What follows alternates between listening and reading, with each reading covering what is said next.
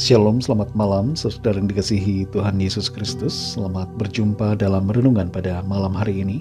Doa dan harapan saya saudara semua ada dalam keadaan yang baik, sehat, penuh sukacita, dan berlimpah berkat Tuhan. Sebelum kita mendengarkan renungan firman Tuhan, mari kita berdoa. Bapa Surgawi, Bapa yang sungguh sangat baik, Bapa dalam nama Tuhan Yesus Kristus, Allah kami yang hidup, Allah yang berkuasa dan berdaulat, kami bersyukur untuk penyertaan-Mu di sepanjang hari ini. Tuhan sudah menolong dan memampukan kami dalam mengerjakan semua tugas tanggung jawab kami. Pada saat ini kami mau mendengarkan sabda firman-Mu. Jamahlah hati kami, berikan pengertian untuk memahami akan kehendak-Mu, dan taat untuk melakukan firman-Mu. Dalam nama Tuhan Yesus kami berdoa. Haleluya. Amin. Saudara yang dikasihi Tuhan, ayat renungan kita pada saat ini terdapat dalam kitab Yosua pasal 15 ayat 18-19. Tertulis demikian. Ketika perempuan itu tiba, dibujuknya suaminya untuk meminta ladang kepada ayahnya. Maka turunlah perempuan itu dari keledainya, lalu berkatalah Kaleb kepadanya, "Ada apa?" Jawabnya, "Berikanlah kepadaku hadiah. Telah kau berikan kepadaku tanah yang gersang, berikanlah juga kepadaku mata air." Lalu diberikannya kepadanya mata air yang di hulu dan mata air yang di hilir. Saudara yang dikasihi Tuhan, di usianya yang ke-8 tahun, Mary Copeny yang dikenal di kotanya sebagai Little Miss Flint menulis kepada Presiden Obama dari rumahnya di Flint, Michigan. Dalam suratnya itu, ia menyampaikan tentang masalah sehubungan dengan air yang dialami oleh anak-anak di wilayah Flint. Dan ia juga menyampaikan keinginannya untuk berjumpa dengan sang presiden. Obama yang waktu itu masih menjabat sebagai Presiden Amerika Serikat membalas surat tersebut dan menyatakan bahwa ia akan datang menemui Mary Copeny di kota Flint. Sang presiden juga menyatakan penghargaan dan perhatiannya yang khusus pada permohonan dari seorang anak kecil yang bernama Mary Copeny itu. Karena Mary meminta, maka ia menerima apa yang ia minta dari sang presiden. Presiden Obama memenuhi permintaannya. Hal yang berbeda terjadi bila Mary tidak meminta. Kunjungan secara khusus dari Presiden Obama terhadapnya tidak akan terjadi. Tapi karena ia meminta, maka hal itu terwujud. Sungguh ada kuasa dalam meminta. Terlebih lagi ketika kita meminta kepada Tuhan, Sang Penguasa segalanya. Yosua 15 ayat 18-19 ini mengandung pesan tentang kuasa yang terkandung dalam meminta. Di sini diceritakan tentang anak perempuan dari Kaleb yang meminta ladang kepada ayahnya itu. Ia tidak ragu untuk meminta. Dia menyadari bahwa dia berhak untuk mengutarakan keinginannya dan meminta apa yang ia butuhkan kepada ayahnya. Terkadang kita merasa enggan untuk meminta sesuatu kepada Tuhan yang mungkin disebabkan karena rasa malu, rasa tidak pantas, atau rasa takut. Kita merasa permintaan kita tidak alkitabiah atau tidak berkenan kepada Tuhan.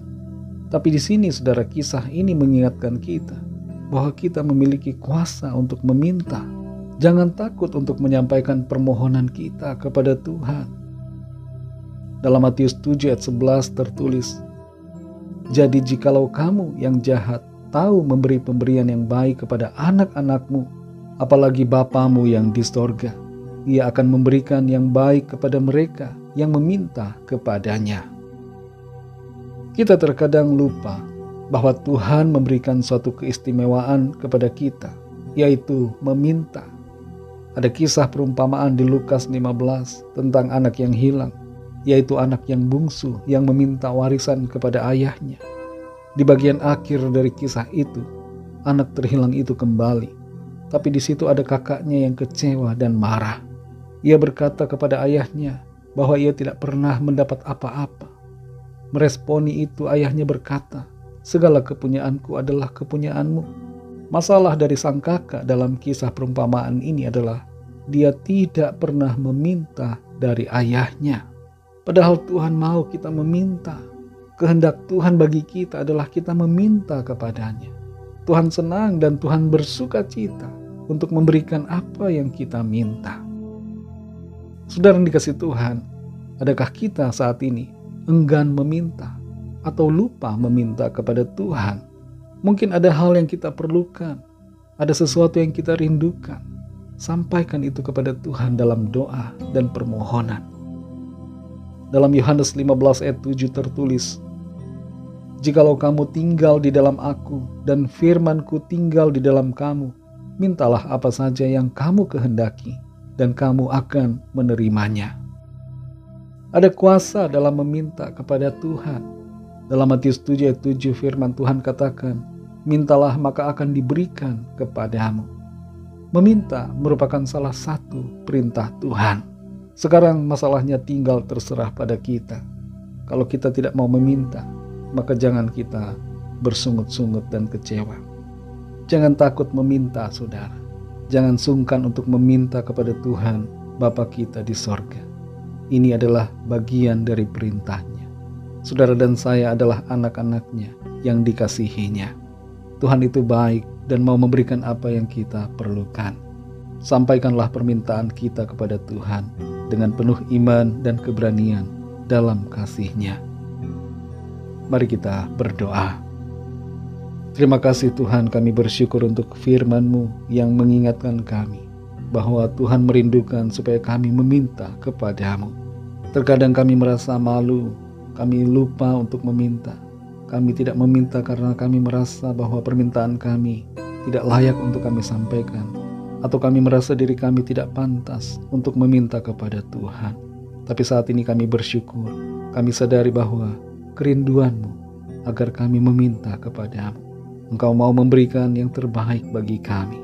Engkau mengasihi kami anak-anak-Mu, dan Engkau mau melimpahkan perkara-perkara yang indah dalam hidup kami. Terima kasih Tuhan. Saat ini kami nyatakan secara pribadi dari hati kami masing-masing. Biarlah Tuhan mendengar dan menyatakan kuasa pertolongan-Mu, memberikan apa yang kami perlukan, memenuhi apa yang menjadi kerinduan kami, seturut dengan kekayaan dan kasih karunia-Mu. Terima kasih Tuhan. Berkatilah kami di sepanjang malam ini, lindungi kami dengan kuasa dan kasih-Mu. Berikan kami tidur yang nyenyak, dan bangunkan kembali besok pagi dengan kekuatan baru. Tubuh yang sehat diberkati Tuhan, untuk kami pakai memuliakan nama Tuhan. Kami bawa kepadamu setiap pergumulan kami masing-masing secara pribadi, agar Tuhan melawat dan menyatakan kuasa mujizat-Mu bagi kami. Ampuni kami Tuhan akan dosa kesalahan kami, seperti kami juga mengampuni orang yang bersalah kepada kami. Berkatilah bangsa negara kami Indonesia, juga semua bangsa di dunia ini. Lawatlah dengan kasih dan rahmat-Mu, agar setiap orang dari segala bangsa percaya kepadamu. Terima kasih Tuhan, dalam nama-Mu yang kudus, nama Tuhan Yesus Kristus, kami sudah berdoa dan mengucap syukur. Haleluya. Terimalah berkat Tuhan. Tuhan memberkati engkau dan melindungi engkau. Tuhan menyinari engkau dengan wajah-Nya dan memberikan kasih karunia. Tuhan menghadapkan wajah-Nya kepadamu dan memberikan damai sejahtera. Berkat anugerah dari Bapa Surgawi, cinta kasih karunia dari Tuhan Yesus Kristus, dalam persekutuan dan penghiburan Roh Kudus, menyertai kita semua sekarang ini dan sampai selama-lamanya. Dalam berkat nama Tuhan Yesus Kristus.